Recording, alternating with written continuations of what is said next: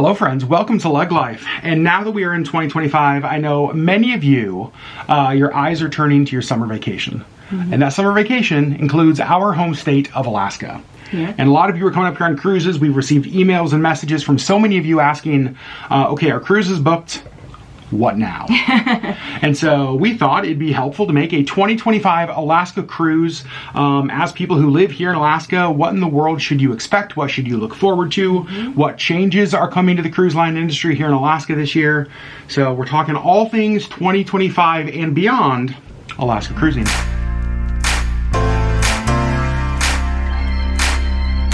As most of you know, I do work for Holland America Princess here in Alaska, so all of these opinions are actually our own. Yep. They're not necessarily my company's. And we are also only speaking about things that are public knowledge. No behind the scenes things yet. Sorry, friends. No insider information. Yep. So we have gone on Alaska cruises the last 3 summers. And more information on future Alaska cruises in coming videos. Right.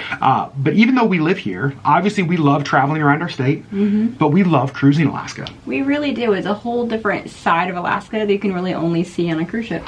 Before Sherri started working for Holland America Princess, we went on our first Alaska cruise and just fell in love with seeing parts of our state that even those of us who live here don't get to experience. Yeah. And so it was also fun to get to see the Alaska that so many of you get to see and experience as Alaskan cruisers. So the industry in Alaska is always changing, always growing, especially post-pandemic. Obviously the pandemic crushed the industry, crushed local businesses that relied on the cruise industry. And so, so we're kind of looking beyond that, and holy cow, has the industry like roared back to life. Yes, it has. You guys, and just like us, we're ready to travel. Yeah. So in 2024, the number of visitors, just cruise visitors to Alaska, was like over 1.6 million. Yep. 2.5%, almost 2.5% increase over the previous year. And I think indications are that 2025 may even be a bigger year. I think so, yeah. Which is crazy. So, a couple of things that people often ask us is like, what do you pack for Alaska? Well, we've addressed that in other videos. So we're not going to talk about like that kind of thing. But I will say, based on a growing industry, based on more people in ports, based on all of that, pack some patience. Yeah. Because in spades. Because a lot of the towns, a lot of the ports aren't necessarily made for the thousands and thousands of people that descend on it. Right. And we'll talk a little bit about that, about some of the ways that Alaska towns are maybe throttling back because of that. But just know that you're coming into a space that isn't really made for, designed for, used to huge crowds. Right. So pack some patience. So in 2025, there are a few new things, and I have some notes in front of me that will be kind of changing in the market this year. Not a lot, actually. Yeah. A lot of the changes are 2026 and beyond. Yep. Which we're going to talk about. One of the changes this year, though, is the town of Juneau, very popular cruise port, obviously. Yep. Has been, as a town, wrestling with what do you do with an ever-growing visitor number, especially cruise ships, because again, the downtown area, not made for the thousands of people to descend on it. It wasn't built for that. Yep. Yeah, and even friends that we have that live in Juneau are just like, we don't go downtown in the summer because it's just like it's so busy. Yeah. So the town of Juneau has wrestled with lots of different options, even you know, certain days of the week being cruise-free days where there's no ships, right. Or kind of where they're at now is limiting the number of people that would visit the town on certain days of the week. Now, obviously that affects the industry because, you know, if there's 5 cruise ships and each of them have a 4,000 person capacity and the cruise ships want to run 100% full, right. That would be 20,000 people. That's above what Juneau will allow to come to their town. Right. So cruise industries are getting creative, and we'll talk more about that later. But that's one of the things that, like, towns in Alaska are trying to figure out, as the industry grows, how do we keep our town, right. But also, like, be a good partner with this industry that is so important to Alaska. Right. Yep. our opinion is that we love when people visit our state. Yeah. We love when you guys come here. We love when you guys get to just like watch your jaw drop with the beauty of our state. We love when you come here and spend your money in our state, especially at small businesses. Yep. And so like we are huge tourism industry fans. And so we understand that wrestling between a growing industry, lots of visitors, as well as keeping like that, just the nature of the cities. Right. Keeping the integrity of the town intact, I think. Yeah, Yep. Totally agree with that. Yep. Couple changes though from specific cruise lines. Silver Sea is like a kind of a small ship luxury line, sort of maybe in competition with like Seabourn that we cruised on last year. They are offering 40 voyages to Alaska, which are more than they normally have, as well as bringing their newest ship, the Silver Nova, to Alaska. So Silver Sea increasing cruises to Alaska, as well as bringing a new ship to Alaska. American Cruise Line, and this is fun. American Cruise Line was, I don't know if you remember this, when we were, during the pandemic, things were shut down. We went to Skagway 2 years in a row. The second year, I think it was 2021, we went to Skagway.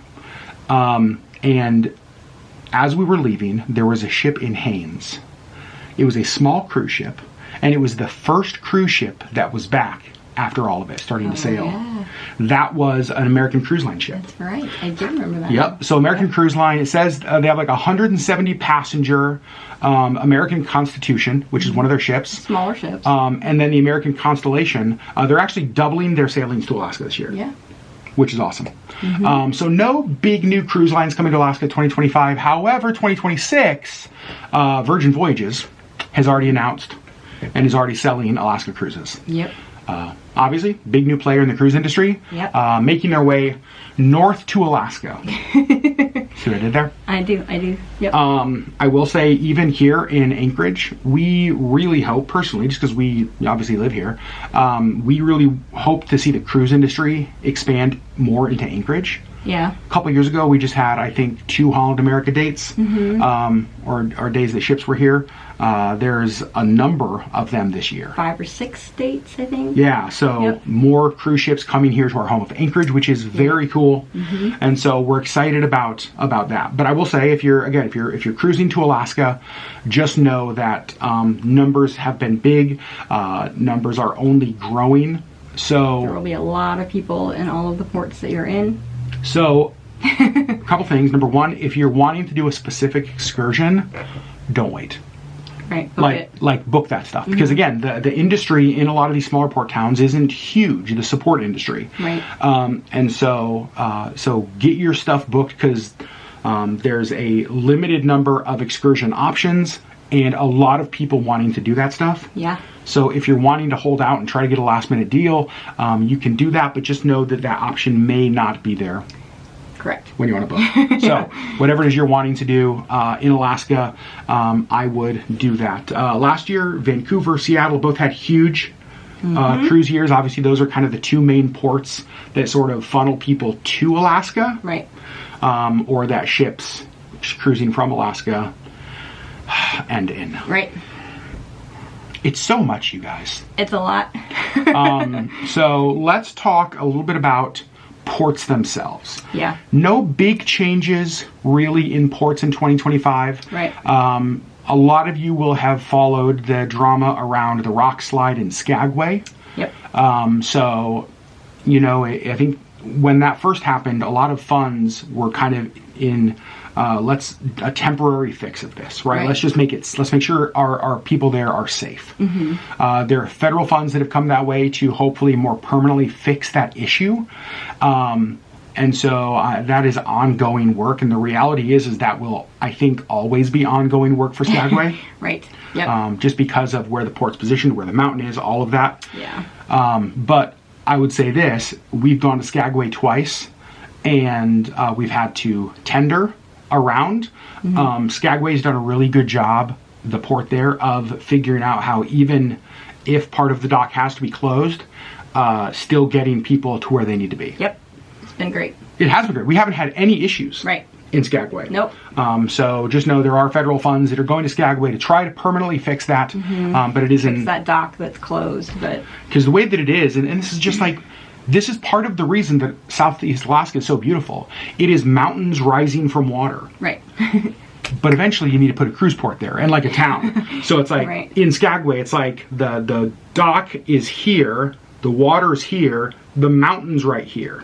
And this mountain crumbled. Yeah, and so like rock came down here, just right onto the area. So, so that is ongoing.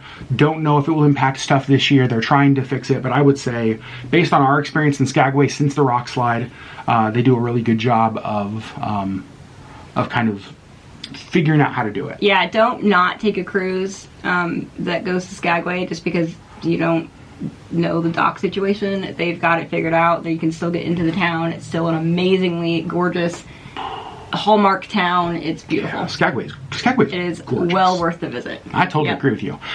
So this year, more of the same, just more people, growing industry, and an industry trying to respond. And a couple of the ways that the industry is responding really aren't happening until 2026 or slightly beyond. And those have to do with growing, developing cruise ports. Right, new ports. So with more ships, you know, it's like cruise lines doubling their capacity, Virgin Voyages coming in, you know, other cruise lines like Princess and Holland and NCL and all those trying to find space. Right. Eventually, ports have to grow. And we're seeing that in a few kind of key cities here in Anchorage or here in Alaska. One of them, the cruise town of Seward, which is about 2 hours south of us. There's a huge new dock project that is happening down there that isn't opening until, I think, 2026. Right. I think so. That will really increase the capacity, allow much bigger ships to come into the town of Seward. Yep. One of the great things about the town of Seward is that that is the southernmost end of the Alaska Railroad. So you can get off in Seward, get on a train, get on a bus, and take it all over the state. Anywhere, yeah. Anywhere. Also, the town of Whittier, where we have gotten off before. Yes. You guys, it was so nice to be able to get off a cruise ship, get on a train, and it just took us home. It was great. We're on a bus. Oh my gosh, it was so nice. Fantastic. Whittier is a small little town. It is right through the middle of a mountain, and but it's a growing cruise port. And so Huna Totem Corporation is one of our local corporations, and they're building a cruise port that's going to have like Norwegian, Regent, Oceania, all there this year. And normally Whittier has just been Princess and Holland America. Yeah, so Princess owns the port in Whittier right now. So Princess and Holland America are really the only ones that port there. Right until this new port is built. Until this new port is built. So that's even more people coming to that area. Yep. And maybe the biggest cruise news in Alaska, in my opinion, is kind of what's happening in Juneau. We alluded to it earlier about the town kind of wrestling with how do we fit more people, all of that. Royal Caribbean and Gold Belt Corporation in Southeast Alaska, there right in Juneau, are working together. So Juneau sits here. I'll do this way here. There's a bridge that connects to the island of Douglas over here. The cruise port's currently like here in Juneau, right by downtown. Right. Right between the two islands. Yep. But obviously for capacity reasons, you're running out of space. Right. So Royal Caribbean and Gold Belt have partnered up to build a second cruise ship dock in North Douglas. This was just announced this last October. A bunch of news articles covered this, along with like I think the news article said kind of a recreation of an 1800s Alaska native village. Yeah. Just kind of create a whole new cruise port experience for Juneau, but across on the other island of Douglas. Yep. So that's huge. That's huge.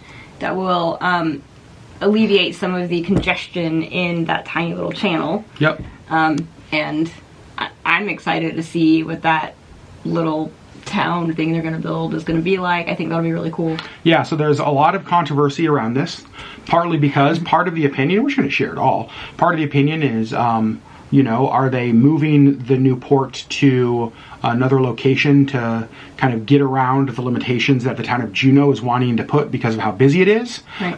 Part of it is, right, and so there's lots of mixed feelings about this development among among locals, among people in the industry, all of that. Right. But I mean, here's the thing.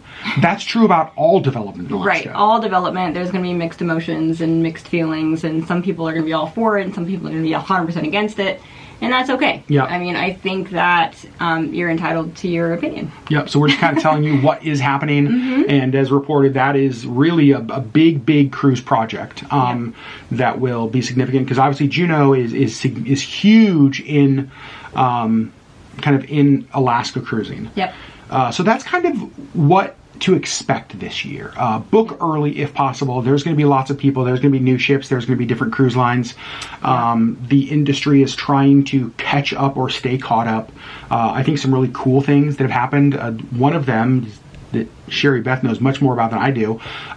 Juneau. You guys got some new double-decker buses last year? We did, yes. So, so any of your excursions where you get off of the ship in Juneau and get on a bus, we're starting to replace some of the, not all, but some of them with double-deckers. Because, like, part of it is that you can move twice as many people with one bus, so you're cutting half the emissions, half the fuel. Right. And you're moving, like, twice as many people with, like, half the amount of vehicles. Right, so we're not polluting the air as much. We're not running 2 buses for every, I mean, it's just one. And so, so you can still do all the excursions. Plus, you're going to be up a little higher if you're on that second deck, and you can see a lot more around. And they're beautiful buses. Yeah, it's really cool. Yeah. Love that you guys have done that. So a lot of things like that. I will say, I think that the real growth and the changes you will see is 2026 and beyond. But book early. I will say, just a little kind of insider tip I would give you. Consider cruises. When you're booking an Alaska cruise, this is what I tell everybody, like, what cruise should I do? Oh, whatever. Obviously, we're biased to Princess. We've only cruised Princess in Alaska and Seabourn. Yep. But like they would just... Which is also our partner, sister. Right, same, yeah. But for us, there are some things you need to look at. One of them is not just the ports it goes to, how much time in port. Right. Not just the itinerary, but how long are you actually in each port, because that's important. I think, some people don't mind being there for just a little bit, but some people want a longer stay, so make sure you actually look at your itinerary and how long you're in each port. And then look to see where the port is. And here's the example I'll give. I'll give the example of Ketchikan. So in Ketchikan, just like what we've talked about with other port towns, Ketchikan or NCL built a port in the area of Ketchikan called Ward Cove. Right. Because they were having trouble getting the dock space in Ketchikan, because Ketchikan's a huge port town. Right. So they kind of built their own space. But it is not at all in the downtown Ketchikan area. Right. So most people are like, oh, our cruise stops in Ketchikan. We'll just get off the ship and explore Ketchikan. But if you're on NCL, or if you're docking in what says Ketchikan, but it's actually Ward Cove, you have to get off the ship, get on a bus, the bus takes you to a certain location, drops you off, and it's like, you lose time in that transition. Right. So I would just say, like, check where you're actually docking. Right. If you're on NCL, just know that it's not probably downtown Ketchikan. It's probably over in Ward Cove. It's probably in Ward Cove, yeah. And then give yourself time in ports. So to me, I love having time to explore the local shops, to sit down and have a duck fart shot. One of our famous Alaskan, at a local bar. At a local bar. Like, give yourself time to explore the town and experience the town. Yep.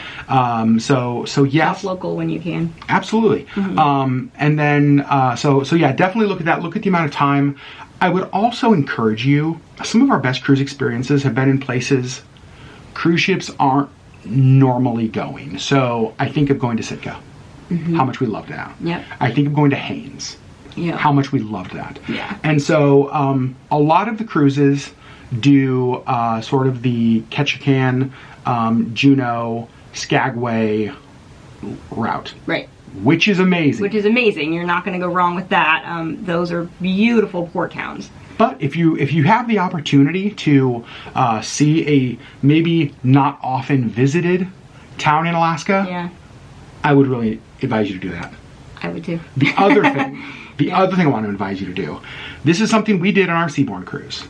Very few cruise lines offer something like this. Some of you remember, if we watched our vlog, we were cruising through the Indian Islands, which is right outside of Glacier Bay.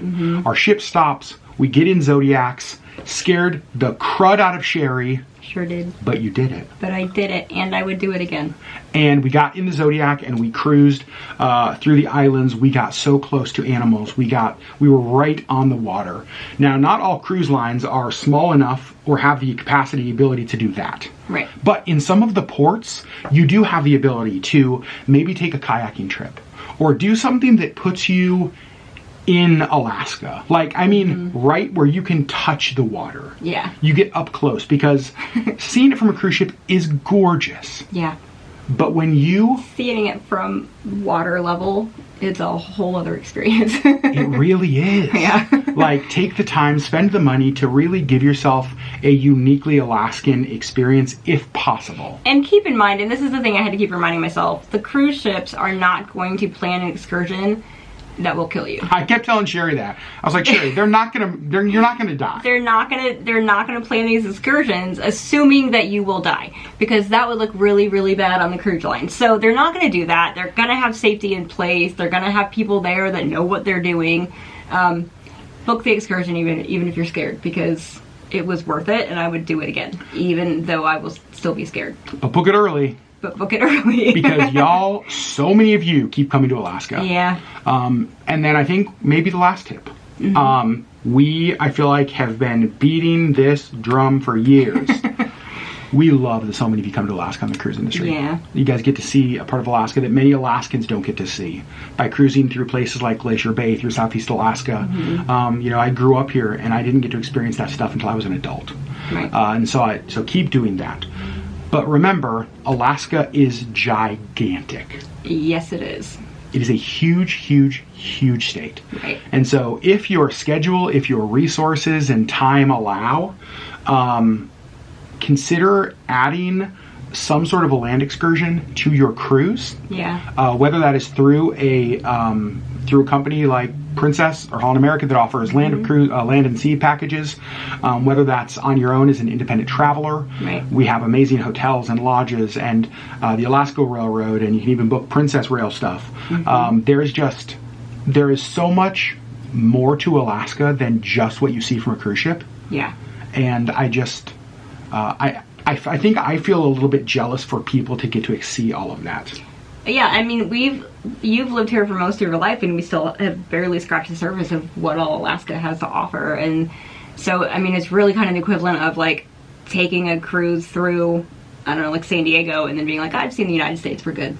It's just not really true. There's a lot more there. So get out and see more of the land if you can. Have an Alaskan beer at the Fairview in Talkeetna. Yeah. Have an amazing dinner at the Dirty Skillet in Hope, Alaska. Yeah. You know what I mean? Go to one of our many breweries that exist here in Anchorage and around the state. Yeah. Go to a local restaurant, sit down and talk to locals. Ask them the question, what brought you to Alaska? Right. Because it's one of the reasons, it's one of my favorite questions to ask, what brought you to Alaska? Because you guys will hear some of the craziest stories.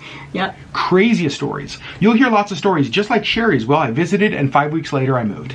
Correct. A lot of stuff like that. A lot of people are like, well, I was running from something. like I was running from my past or the law or something. You get to hear the most amazing stories, and we've said this before, we love Alaska, but our favorite part about Alaska are Alaskans. Yep. People here are just so darn nice. Yep. Especially if you show an interest in hearing their stories. So there you guys go. That's what's going on in the cruise line industry in Alaska in 2025. Yeah. It's going to be a busy one. It's going to be a busy one. Pack your patience, but man, get up here. It's beautiful. I have never regretted any of the trips that we've taken around the state. I've loved every second of every cruise we've taken. I'm excited for more. So I'm glad you said that. That was going to be one of my questions. So we've done Alaska cruises 3 years in a row. Yeah. Do you foresee a point where it's like, nah, kind of over it? Do you think Alaska cruises are the kind of thing that, like, if there's a point, we're not even close to that? No. Like, we could just keep doing Alaska cruises and be totally happy. Yeah, because, I mean, the land changes, there's different wildlife. Like, it's not like, oh, there's always a whale at this exact spot. They move. It's wildlife, so they're moving around all the time. You never know where you're going to see wildlife. The land itself changes based on weather and rock slides, and anything else. And so it's a different experience every time. We've done 3 back-to-back years Alaska cruises, and they've been 3 completely different cruises. So I don't foresee us getting tired of it. Yeah, I don't either. And that's the thing, is that Sherri is exactly right. That different times of the year, if you come in like early spring, or if you come in May, like one of the early season cruises, you're going to see things like waterfalls that are at higher levels because you have a lot of that snow melt off. Right. Right? You're going to see kind of some... And a lot of those waterfalls kind of trickle down to mostly nothing by the end of the summer. That's right. It's like there's waterfalls that exist in the spring that don't exist in the fall. Yep. Because like the snow melt off's gone, snowpack's gone. And whereas if you come later in the year, there's, migrations of specific whales and different animals and different things that you have the likelihood to see. So Alaska's like, it's like looking at this diamond, and every time you turn it, you're seeing a different facet. Right. And so every time you come up here, you're looking at the same thing a different way that has different things to offer. Yep. And then there's different cruise lines that offer different activities and different excursions and all of the kind of stuff. Just come to Alaska. Just come to Alaska. Yeah, just do it. It's freaking amazing. You won't regret it. When you go to Ketchikan, what's the one store to go to? Woodlands. You go to Woodlands Clothing when you go to Ketchikan. When you go to Skagway, go to Klondike Gift Supply. Yep. Rent an e-bike from them. Rent the electric cars. Drive through the Yukon. Yes. You go to Haines, go to the Haines Brewing Company. Yeah. If you go to Sitka, you're going to want to go to the Senior Center, because the Senior Center has, in our opinion, one of the best gift shops in Alaska. Yes, I think so. They're all products made by the people that live in the Senior Center. It's like made by the history of Alaska. These people that made our state. Yep. Now they're in the Senior Center. They're making products that you get to go buy to support them. Yep. It's just the coolest thing. It's the best. If you come to Anchorage, you got to go to Moose's Tooth. You got to get one of our famous pizzas. Yeah. You can get a pizza with reindeer sausage, apricot. Get their ranch dressing. Get roasted garlic. Eat a reindeer sausage from Yeti Dog. Yeah. Go to the Alaska Native Heritage Center. My gosh, there's so much to do. There's so much to do. You won't be bored. You And you'll definitely will. expand your horizons in your mind. And also come to Refuge Coffee in Anchorage, opening around Easter. It's the coffee shop we're opening. Many of you guys know that. Do that too. But friends, there you go. That is the overview of the cruise industry in Alaska in 2025. Yep. Continuing to grow. A lot of new exciting things coming. And honestly, even more in the future. A lot of cruise lines are going to be bringing new ships to Alaska. Yep. We're going to see bigger ships coming to Alaska as ports can accept bigger ships, and just lots and lots of Alaska changes and growth coming. We certainly have multiple Alaska cruises in our view. Is that the right way to say that? In our sights. In our sights. That was the word I was looking for. And we're going to share them all with you very soon. Yeah. But friends, here's what I want to know. Are you coming to Alaska in 2025? Is this a cruise you're doing? Like, are you going to be cruising our state? And do you have any specific questions that we didn't answer? Yeah. Let us know in the comments below. I'll do my best to answer those. I foresee the biggest question, because it's always the question we get, what do I pack? We have a video for that. We do. But Sherri, what's the easiest answer? Layers. Pack layers. Because anytime from May to September when we're cruising, May to October, the weather could be 30 degrees, it could be 80 degrees. You don't know. You don't know. And so just pack for all of the above. And everything in between. Pack for rain, pack for sunshine, pack a light jacket, pack a rain jacket, pack for whatever Alaska could throw at you. Pack rain boots, because Southeast is generally rainy. Generally rainy. And so layers, layers, layers, that's the key. Yep. And that's what anybody who actually knows Alaska will tell you that. Yeah. Pack layers. Okay, now we're rambling. You guys, we love you so much. Thanks for listening. Thanks for watching. And hopefully we get to see some of you here in Alaska this summer. I hope so. Who knows? Maybe we'll even see you on an Alaska cruise. All right. Bye, friends.